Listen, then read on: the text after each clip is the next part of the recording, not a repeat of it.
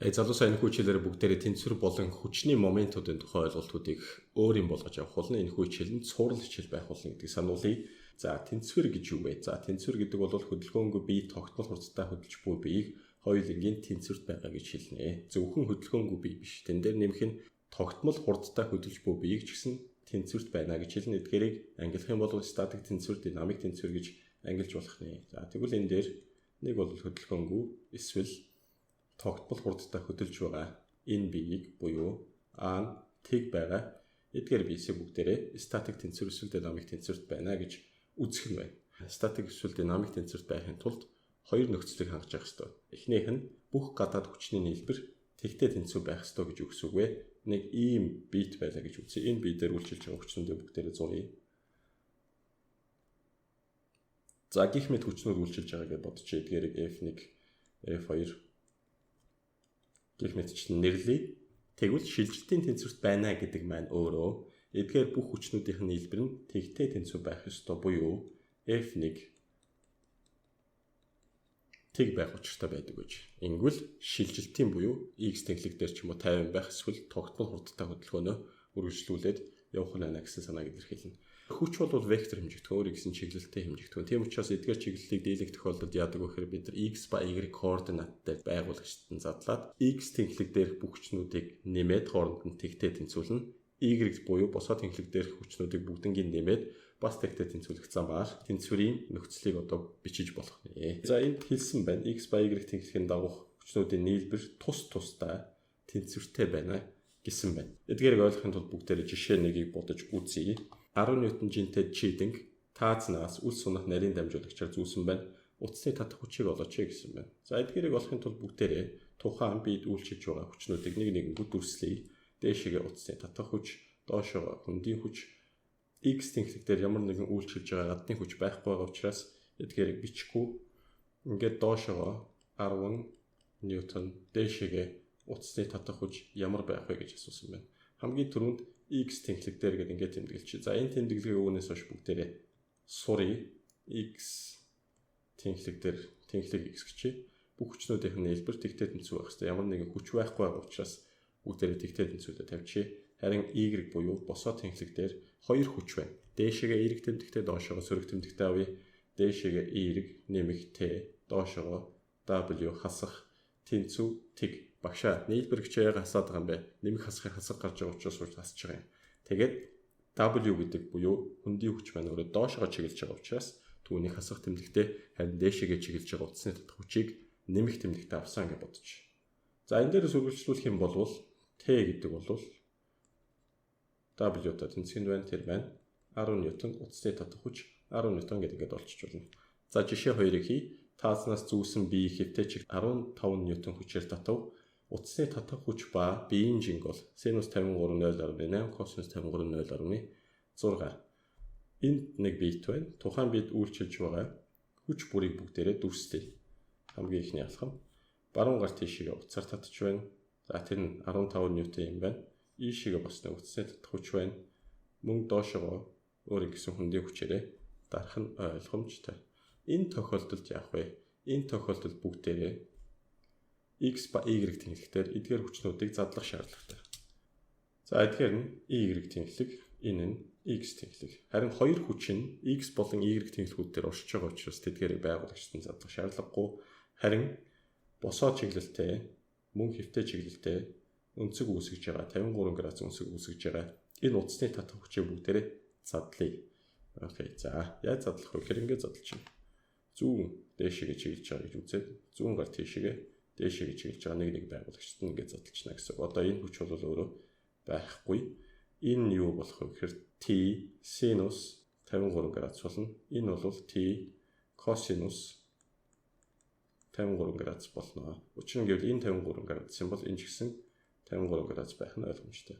Ингээд X ба Y тэнхлэг дээр бүх хүчнүүдэд задлсны дараа хүчнүүдийг нь тухайн тэнхлэг бүр дээр хооронд нэмээд тэгтээ тэнцвүүлнэ гэсэн. За хамгийн түрүүнд X тэнхлэг дээр хийх бүгдээрээ нэмээ. Ийшээгээ F тэнцв 15 ньютон хүч үйлчилж байгаа.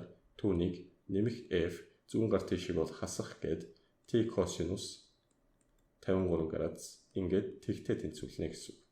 Y тэнхлэг дээр Босоо тэнхлэгтэр юу байна вэ? Дээшээгээ T sinus 53 доошогоо mg буюу бидний W олгож байгаа зүйл бол энэ. Тэгвэл T sinus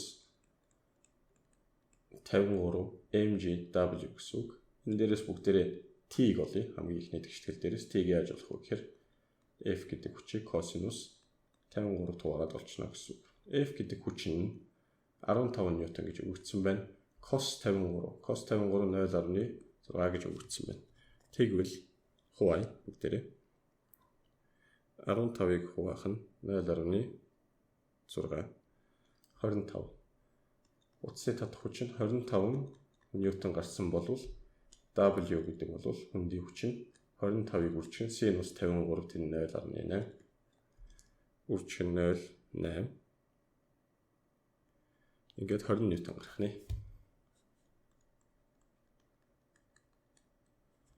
Харин одоо маш чухал ойлголт болох торк буюу хүчний эргүүлэх үйлчлэлийн тухай ярив. Торк болон хүчний эргүүлэх үйлчлэл нэг утгатай үг. Дахиад нэг утгатай яг ижилхэн утгыг илэрхийлдэг үг нь юу гэхээр хүчний момент гэдэг үг орж ирнэ энэ дээр. За хүчний момент гэж хэлж чинь момент гэж хэлж чинь ялгаа бол байхгүй. Бүгдээрээ торкоор нь явж болж чинь моментээр нь явж болж чинь хүчний эргүүлэх үйлчлэлээр нь явж болж чинь. За дийлэнхдээ би момент гэдэг үгийг ашиглах ба хүнээс хойш торк буюу момент нь ямар хэмжээг түүнүүдээс тэгвэл хамаарах юм бэ гэсэн юм. За хүчний альва зүйлийг ингээд эргүүлж байгаа тэр үйлчлэлийг л хамгийн түрүүнд торк эсвэл момент. За момент гэж хэлнэ гэд ярьчих бүгдээрээ. Тухайлах юм бол болтыг чангалах, суллах энийг юугаар шийддэг вэ гэхээр халиг буюу түлхүүрээр шийддэг тийм үү? Болтын дотор түлхүүрээ оруулж хагаад эргүүлдэг. Хэрвээ тухайн болт маань ямар нэгэн байдлаар ирэхгүй байх юм бол бид ишийг нь сунгадаг. Ишийг нь сунгаж хагаад явах юм бол илүү одоо эргүүлэхэд хялбар болно. Мөн хаалгыг онгойлгох, цонхыг онгойлгох эдгээр нь бүгдээрээ хүчний эргүүлэх үйлчлэлийн нэг жишээ. Хаалгыг бол бид нар онгойлгоно эсвэл хаана гэдэг нь нэг төрлийн эргүүлэх үйлчлэлийг хийж байгаа. Яг дээрээс ньэгц дээрээс нь харах юм бол хаалгыг бид нар ингээд эргүүлээд цагийн зүүнний дагуу эсвэл цагийн зүүнний эсрэг эргүүлэх энэ үйлчлэлийг бий болгож байгаа гэсэн үг. Ингэж нээж хаадаг. За энэ үйлчлэлийг л бид нар юу гэж яриад байгаа юм бэ гэвэл хүчний эргүүлэх үйлчлэл буюу момент гэж яриад байгаа маа. Альва зүйлийг эргүүлж явах хэрэгтэй гэсэн үг. За түрүүний болтны бол жишээ яваад байна. Гэх мэтчлэн. Тэгвэл энэ эргүүлэх үйлчлэл маань өөрөө юу юунаас ямар хэмжээг түүнээс хамаарах вэ гэвэл хамгийн түрүүнд хүчний хэмжээнээс хамаарна. Тухайн түлхүүрийн ишинд ямар хүчээр үйлчилж байгаа юм? 10 ньютон хүчээр үйлчлээд байгаа юм уу? 10 кН хүчээр үйлчлээд байгаа юм уу? Энээс хамаарх нь байна. Эргэлтийн тэнхлэг ба шулуун хоорондох зайнаас хамаарх нь байна. Гэж юу гэсэн үг вэ? За эргэлтийн тэнхлэг гэдгийг нь хэдүүлээ эхлээд ярилцъя. Энэ зурган дээр бүгдээр авч хэлэлцэх юм бол энд одоо түлхүүрээр нэг болтыг чангалах эсвэл суллах үйлийг хийж байна тийм ээ. Энэ дээр бол ерөнхийдөө чангалж явах шиг байна. Тэгвэл эргэлтийн тэнхлэг гэдэг нь энэ удаад энэ болтыг дайрсан тэнхлэг болно гэсэн үг. Гэж юу гэсэн үг вэ? За бүгдээр бодоод үзье. Өнөөх болт чинь энэ хавтгай дээр байгаа гэж бодоод үзчихье. Энийг дайрсан тэнхлэг гэдэг нь энэ тэнхлэгийг хэлж байна. Энэ одоо үзхийг бүгдээр тэнхлэг гэж ярих юм бол энэ хавтгай дээр болт маань байгаа. За энд орсон дээр энэ хавтгайд маань болт нь байгаа. Ингээд үүнийг дайрч байгаа энэ одоо тэнхлэгийг л бид эргэлтийн тэнхлэг гэдэг. Энэ тэнхлэгийг тойроод одоо энийг урдаас нь харах юм бол ингэж харагдана. Ингээд тойроод эргэх энэ үйлчлэлийг л бид нар одоо хүчний момент гэж хэлээд байгаа гэдээ ойлгож байгаа бүгдээ. Тэгэхээр эргэлтийн тэнхлэгийг O үсгээр тэмдэглэж харуулсан байна. Эргэлтийн тэнхлэг буюу тэр O болт ба хүчний шулуун хоорондох зай. Хүчний шулуун нь энд байна. Энд хүч үйлчилж байгаа. Хүчний оршиж байгаа шулуун энэ байна. Энийг одоо яаж сонгож болно бүгдээрээ. Энэ хоёрын хоорондох зай. Одоо энэ болт, энэ тэнхлэг, болтыг дайрсан тэнхлэг. Энэ хоёрын хоорондох зай буюу энэ D зайг л бүгдээрээ яриад байгаа юм дээр бол. За тэрийг R үсгээр тэмдэглэсэн байна. Энэ зурган дээр тэр маань D болох нь. За дээд талынхын зургийг харъя. Дээд талынхын зурган дээр хэдүүлээ дахиад зурх юм бол хүчний оршиж байгаа энэ шулуун, за тэр эргэлтийн тэнхлэгийг дайрсан энэ шулуун, энэ хоёрын хоорондох тэр зайг л бид нар R үсгээр тэмдэглээд байгаа юм байна гэдэг ингээд тэмдэглэчихье. Харин доор нь D үсгээр тэмдэглэж харуулсан байна. Ингээ 3 дугаарт юунаас хамаарх вэ гэхээр энэ маань хүч ба радиус вектор хоорондох өнцгөө гэж хэлсэн байна. Энд эргэлтийн тэнхлэг байгаа. Эндээс энэ хүртэл татчих юм бол тэр нь радиус вектор болно. Энийг R радиус гэж, хүч бол өөрөө бас вектор хэмжигдэхүүн. Ингээд векторыг тавьчих юм бол энэ гурван хэмжигдэхүүнээс хамаарах юм. За тэгвэл энэ хүчний момент нь өөрөө m үсгээр тэмдэглэгддэг. Торк гэдэг тау үсгээр бас тэмдэглэгдэнэ. Тэр нь вектор хэлбэрээр бичих юм бол хүчний эргэлтийн тэнхлэг ба хүчний шулуун хоорондох зай буюу түүнийг хүчний мөр гэж ярина бүгдээрээ өмнөөс хойш. Хүчний мөр. Тэр векторыг, радиус векторыг хүчний вектороор вектор рүүчүүрээр үжүүлсэнтэй тэнцвэн. За энийг бол энэ одоо юу болоо явууч вэ гэж санаа зовчих бол зүгээр скаляраар бичиж өгье. Тэр нь r-ийг үржих нь f үржих нь синус тета буюу ямар нэгэн үнцгийг илэрхийлэх нь байна. За тэр үнцгийг сая бол энэ дээр хэлчихсэн. Тэр үнцэг нь юу вэ гэхээр хүч ба радиус векторын хоорондох буюу r болон f-ийн хоорондох үнцгөөс шууд хамаарх нь байна. Тэр дундаа үнцгийн синусаас хамаарх нь байна гэдэг бүгдээрээ ойлгочихъя.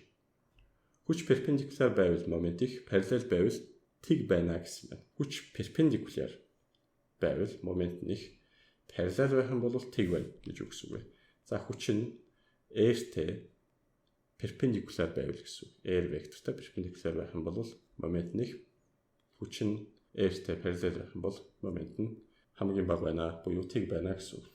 Бодоод үзье л та бүгдээрээ перпендикуляр гэдэг чинь 90 градус гэсэн үг шүү дээ. Синус r чинь хэд юм бэ гэхээр синус r бол 1 байдаг. Тийм учраас хамгийн их утга аваад хамгийн их моментыг бидэрт өгөх нь. Параллел гэдэг маань тэг градус гэсэн үг. Синус тэг хэд юм бэ гэвэл синус тэг тэр маань тэг байдаг. Тийм учраас момент нь тэг гарах юм. За энэ дээр нэг зүйлийг харахад би доош нь ингээд эргүүлж болж байна. Эсвэл би дээш нь эргүүлж болж байна. Эдгээрийг доош нь дээш нь гэж ярихаас өмнө эргүүлэх үйлчлэл учраас цагийн зүүнний дагуу цагийн зүүнний эсрэгээ гэж хэлдэг. Энэ бол цагийн зүүнний дагуу CZ-д энэ цагийн зүүнний эсрэг эргүүлэх үйлчлэл байна гэд ойлгочих болох нь байна. За энэ хамгийн сүүлд бичсэн байгаа идэвхтэйг бүгдээр ойлгохын тулд дараах дөрвөн нөхцөлийг авч хэлцгээе. Энэ дээр одоо жишээ нь эргэлтийн тэнхлэг нь O-гоор тэмдэглэсэн байна. Одоо ингээд эргэлтийн тэнхлэг маань O цэгийг дайраад явж байгаа гэдээ бүгдээр бодчихъя.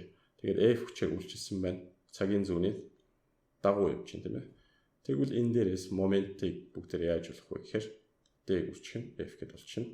Энэ хоёрын хооронд одоо ингээд 90 градус перпендикуляр байгаа учраас синус r буюу тэр маань 1 болоод үлдэнэ. Тэгэхээр энийг энэ дээр бичээд өргөчье. Хоёрт нь гэх юм бол голоос нь үйлчилж байна. Тухайн хүч үйлчилж байгаа шулуун болон эргэлтийн тэнхлэг хүртэлх цаг бүгдээрээ d хуваах нь 2 гэдээ авчиж d биш.